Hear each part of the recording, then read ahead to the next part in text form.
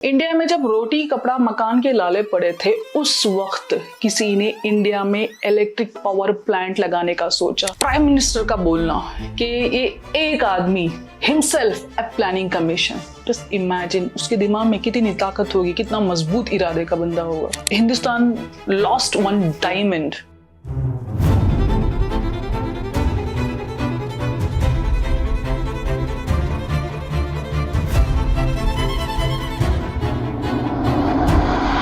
India में जब east India company rule कर रही थी, हमारी पहली आजादी की जंग हुई थी 1857 में। लेकिन before 1857 East India company was ruling. In 1858 British empire took entire control of India as a colony of British empire itself. तो जब 1857 से पहले East India company was ruling India and Europe के बहुत और भी लोग इंडिया में थे, जैसे कि फ्रेंच हो गए, यूरोपियन की बहुत सारी कंट्रीज की ईस्ट इंडियन कंपनीज यहाँ पे इंडिया में थी। लेकिन British East India company was in their जिनत, वो बहुत उरूज पे थी, बहुत अच्छे से उन्होंने ग्रोथ कर लिया था। तो 1857 से पहले 1839 नवासारी करके एक छोटा सा गांव गुजरात के पास, मुंबई और सूरत के बीच में एक छोटा सा गांव था नवसारी करके। वहां पे एक ज़ोरोस्ट्रियन फैमिली में, जो पारसी फैमिली थी, वहां पे एक बच्चा पैदा हुआ। और एक्चुअली वो जो पारसी फैमिली थी वो ईरान से माइग्रेट की थी इंडिया को।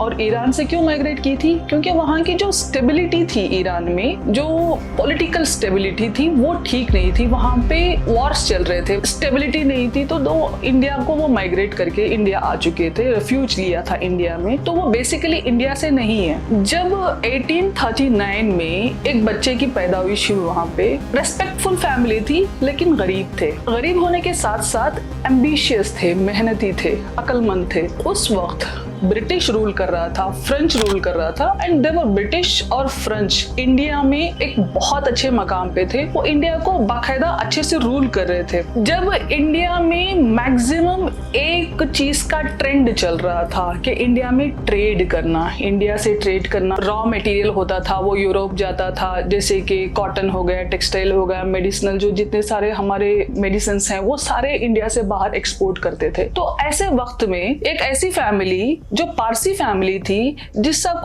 कोई बेसिकली ट्रेड से कोई लेना देना नहीं था, जिसका कोई मतलब बैकग्राउंड अच्छा नहीं था, उस फैमिली में एक छोटा सा एक ट्रेंड शुरू हुआ गुजरात में। जो उस वक्त, जो आज गुजरात में दो चार चीजें फेमस हैं, जैसे कि आनंद डिस्ट्रिक्ट में मिल्क हो गया, या बरोच, सूरत, बहुत अच्छे हार्बर्स हुआ करते थे वहां पे। तब से India was the in top position of trading. तो उस ट्रेडिंग में वहां पे जब ब्रिटिश का बहुत सारा सामान जाता था तो उनको पता था कि यहाँ मैक्सिमम क्या कर सकते हैं, गुजराती ट्रेड ही कर सकते हैं। तो वहां पे एक और ट्रेंड चल रहा था, जो आज टबैको चल रहा है गुजरात में, जो बहुत ज्यादा टबैको ग्रो करते हैं। आज मानिकचंद एक बहुत बड़ी इंडस्ट्री है, वो गुजरात में लोकेट करती है। तो इस तरह की बहुत सारी चीजें हैं वहां पे। लेकिन उस वक्त गुजरात में अफीम का ट्रेड हुआ करता था, बहुत बड़े सेक्टर में बहुत बड़ा बिजनेस हुआ करता था अफीम का। अफीम you can say opium. Opium उस वक्त एक ऐसा प्रोडक्ट था जो मेडिसिनल यूज के लिए इस्तेमाल हुआ करता था।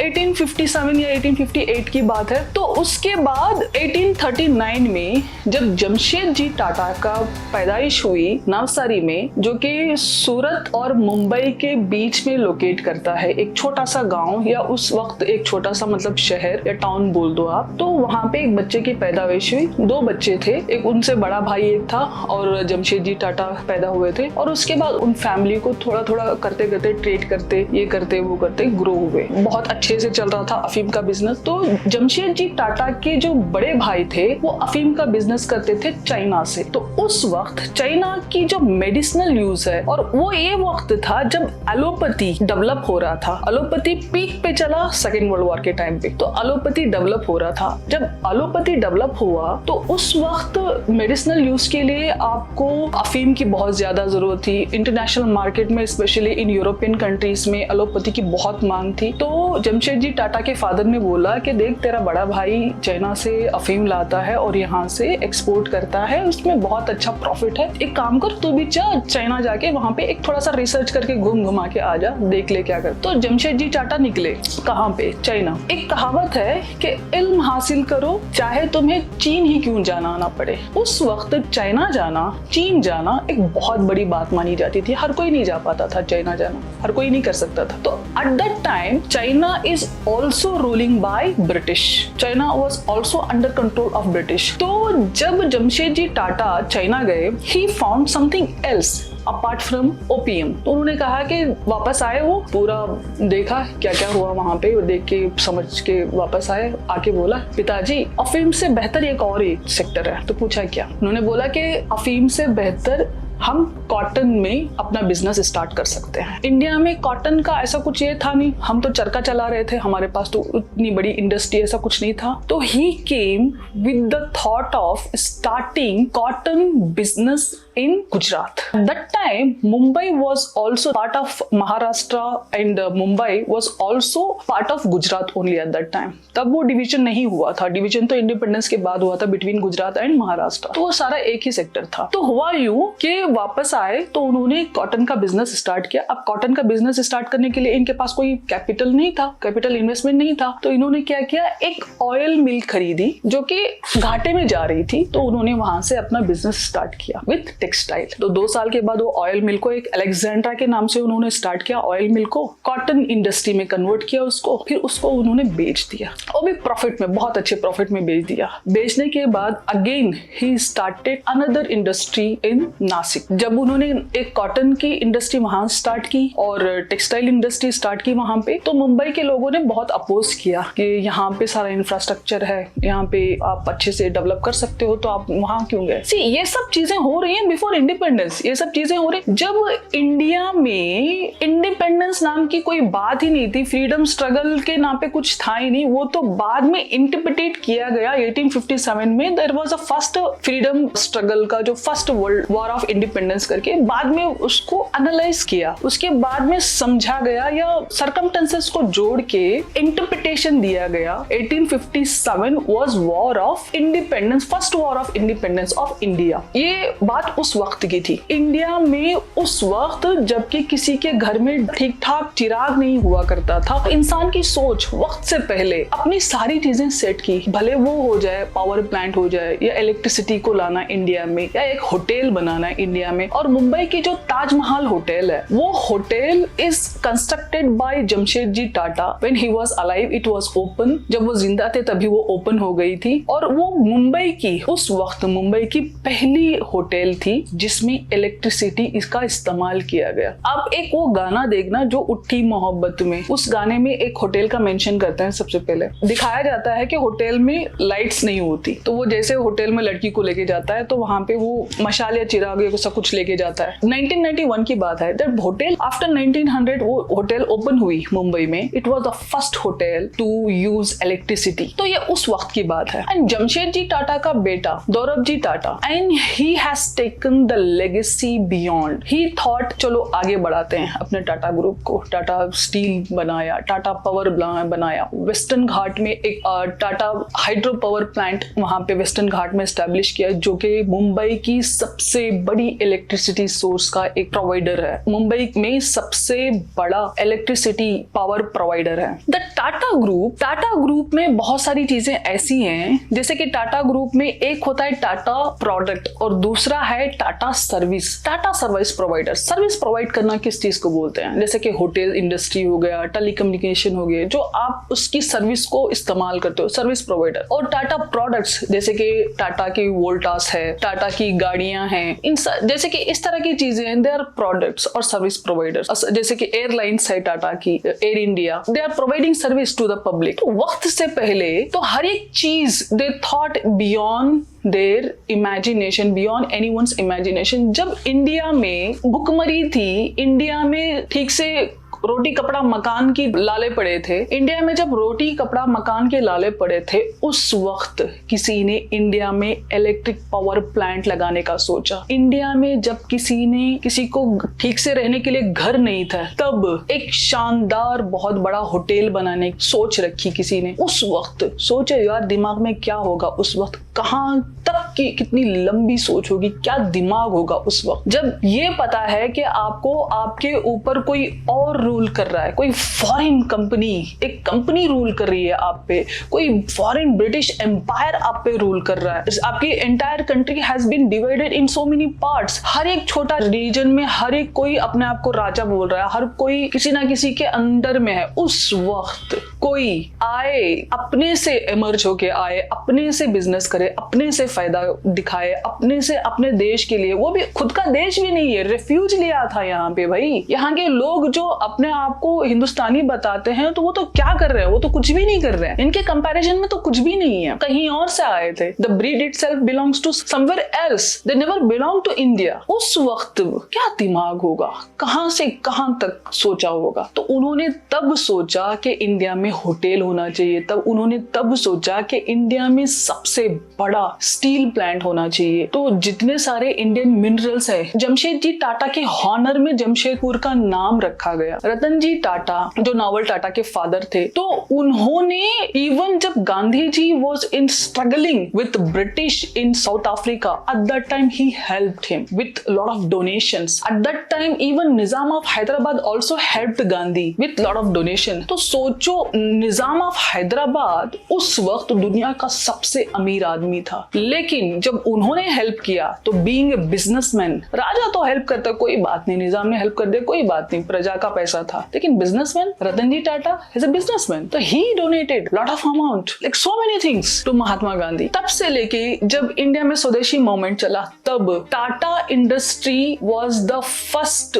Business people who contributed even in Swadeshi movement. They wanted the Indian cotton quality should be the higher compare to Manchester quality of जो लंदन की जो कंपनीज थी, लंदन की जो इंडस्ट्रीज थी, जो वो कॉटन बनाते थे, उसके कंपैरिजन में इंडिया की कॉटन की क्वालिटी बहुत अच्छी नहीं थी। तो उस वक्त उनके दिमाग में ये था कि हमारी जो इंडस्ट्री है इंडिया में, हमारी जो कॉटन इंडस्ट्री है वो यूके की जो कॉटन इंडस्ट्री है, लंदन की जो कॉटन इंडस्ट्री है, उसके बराबर मैच करे, उसकी क्वालिटी के बराबर मैच करे। उनकी क्वालिटी बहुत अच्छी थी, तो उन्होंने स्वदेशी जो इंडियन टेक्सटाइल इंडस्ट्री थी उसको वहां पे बैन कर दिया, ये कह के कि इनकी क्वालिटी अच्छी नहीं है। तो सोचो क्या दिमाग हो, मतलब सीधा लड़ रहे हैं, इंग्लैंड के साथ लड़ रहे हैं, पूरी उसकी इंडस्ट्री। इंग्लैंड में तो भाई इंडस्ट्रियल रेवोल्यूशन हुआ था, वहां पे तो एक वक्त पे सिर्फ इंडस्ट्री बनाई गई थी। इंडिया में सिर्फ एक बिजनेसमैन जिसने इंडस्ट्री खड़ा की थी। क्या फैमिली होगी, क्या सोच होगी। जब जमशेदजी टाटा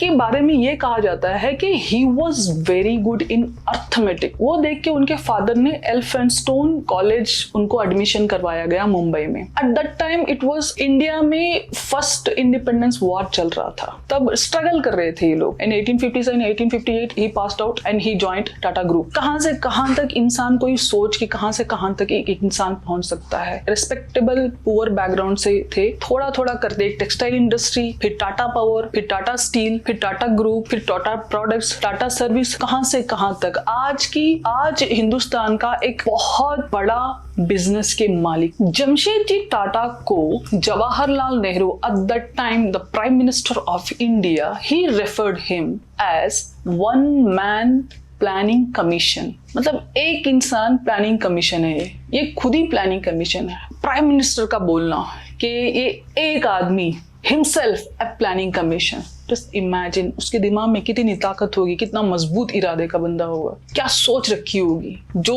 चाइना जाता है, चाइना जाके कहता है कि नहीं अफीम का बिजनेस नहीं करना, टेक्सटाइल का बिजनेस करना है, कॉटन का टेक्सटाइल का बिजनेस करना है। और कॉटन जैसे उन्होंने यहाँ पे इंडिया में कॉटन इंडस्ट्री स्टार्ट की, यूरोप में एक बहुत बड़ा रेवोल्यूशन आया। उस रेवोल्यूशन की वजह से इंडिया का जो कॉटन था वो बूम कर गया। They turn into extremely profitable industry. After Ratan Ji Tata adopted a novel, or he also joined Tata Group, and novel also adopted one more kid, that is today's novel Ratan Tata. तो जो novel Ratan Tata हैं, he passed away, बहुत बड़े दुख की बात है पूरे हिंदुस्तान के लिए, हर किसी के लिए। जैसे पता चला कि रतन टाटा इज नो मोर, ये एक हिंदुस्तान का एक मातम का दिन है, जो पूरा हिंदुस्तान एक मातम मना रहा है। हिंदुस्तान क्या, पूरी दुनिया में इस बात का फर्क पड़ा होगा। रतन मतलब क्या, हीरा। रतन मतलब एक हीरा, precious stone. Ratan, precious stone, हीरा। Hindustan lost one diamond, we can say. Ratan Tata, he received Padma Bhushan, and 2008 में रतन टाटा को मिला था पद्म विभूषण, जो इंडिया के जो most prestige and privileged honorary civilian awards हैं वो उनको मिले थे। Yes, he deserved it. Ratan Tata India में, मुंबई में अपनी एजुकेशन कंप्लीट करने के बाद न्यूयॉर्क गए, यूएसए, जहां पे उन्होंने कॉर्नेल यूनिवर्सिटी से बैचलर ऑफ आर्किटेक्चर डिग्री हासिल की। आर्किटेक्चर बैचलर डिग्री जो है पूरी दुनिया में आज भी एक ही यूनिवर्सिटी दे सकती है डिग्री, कॉर्नेल यूनिवर्सिटी है न्यूयॉर्क की। उस यूनिवर्सिटी की खास बात है वहां पे आपको आर्ट, आर्किटेक्चर और डिजाइनिंग, रियल एस्टेट, ये सारी चीजों की डिग्री मिलती है। तो वो बात अलग है कि इंडिया में हर कोई इंजीनियर बन चुके हैं बहुत सारे। अब तो रियल एस्टेट तो हर दूसरा बंदा, इंटू पिंटू चिंटू सब लोग कर लेते हैं रियल एस्टेट, लेकिन उसकी भी डिग्री होती है। कॉर्नेल यूनिवर्सिटी इसकी भी डिग्री देती है, हो सके तो कोई जाके ले लेना वहां से डिग्री।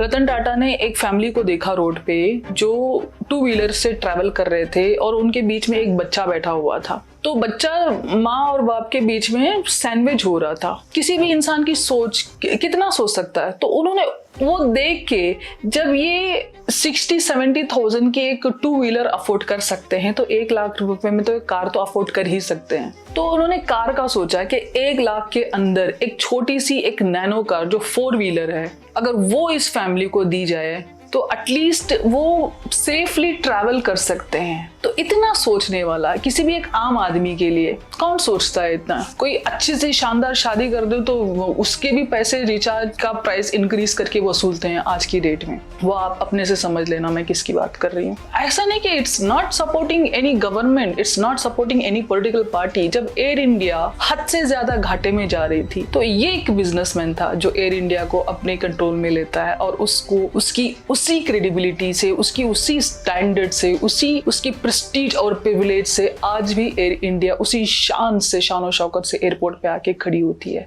ही हैज टेकन, वो जो कंपनी जो घाटे में जा रही थी, जो पहली जो ऑयल कंपनी जो घाटे में जा रही थी, उसको कन्वर्ट करके जब इन्होंने कॉटन टेक्सटाइल कंपनी बनाई, वहां से लेके आज जब एयर इंडिया खत्म हो रहा था वहां तक, ये वो फैमिली है जो ज़ोरास्ट्रियन फैमिली है, आज भी इंडियंस के साथ हर हाल में, हर तरीके से खड़ी हुई है। इनके रिश्ते इंडिया में क्या, अब्रॉड में, इंग्लैंड में। His cousin sister was sitting in England parliament eight that time. सोचो उस लेवल का रिलेशनशिप। मोहम्मद अली जिन्ना की बीवी जो थी, जो कि फाउंडर ऑफ पाकिस्तान, मोहम्मद अली जिन्ना की वाइफ जो थी, she is also belongs to his family. हर एक जगह से इनके कितने अच्छे रिलेशनशिप थे, किस लेवल पे। ये चाहते तो आज Jamshedji Tata is buried in Germany and so many of his family member were settled in Europe में सेटल्ड हैं, इंग्लैंड में सेटल्ड हैं, लेकिन वो आज भी इंडिया में सिर्फ और सिर्फ इंडियंस के लिए काम कर रहे थे। उनकी पूरी फैमिली, जो कि इवन रतन टाटा भी एक अडॉप्टेड किड हैं, और उनके father novel Tata, he is also adopted kid, वो भी एक अडॉप्टेड बच्चा है। उनके और भी 2-3 भाई बहन हैं जो कि हाफ ब्रदर हैं उनके, जो आज रतन टाटा की जो टाटा ग्रुप है उसको संभाल रहे हैं।